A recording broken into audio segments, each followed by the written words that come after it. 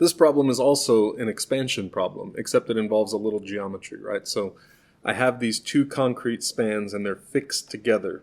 And what's going to happen is they're going to heat up, they're going to start moving around, and they're going to expand, right? And there's no place for them to go, so they're going to push up on each other. They're going to buckle. And so we're trying to figure out how high it goes when it buckles. So right away, I mean, I hope you can see this. Right away, this is going to involve some sort of triangle. See how that makes a little triangle right there?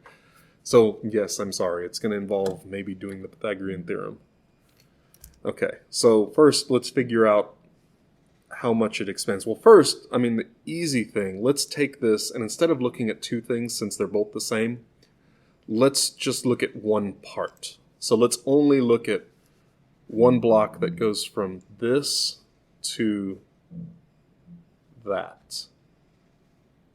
Right? So this is y, which shows right there. So that's y, what I'm trying to figure out.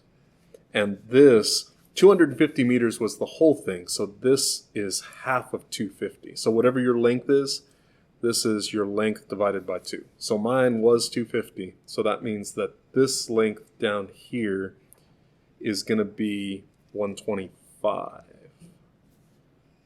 And then I can figure out this new length. So here it was 125. And now it's going to expand to something else, right? So this is my my final, I should call that V. That's L. What am I doing? Oh, Jesus. L final, right? Okay, so how do I get that? Use the expansion equation, right? So delta L equals alpha times L naught times delta T.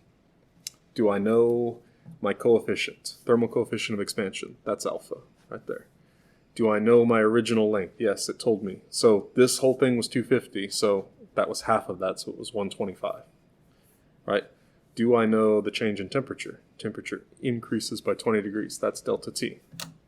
Damn, I'm done, right? So I can get this. Delta L, I'm going to solve for delta L, and whatever this is, this right here, my final length is going to equal my initial length, what it started with over here, plus the change, plus delta L. So my final length is my initial length plus the change, right? It's expanded some, so I'm tacking the expansion onto the original, and that gives me my final. And then you come over here, look at this. Look, Pythagorean theorem, right? You can do that.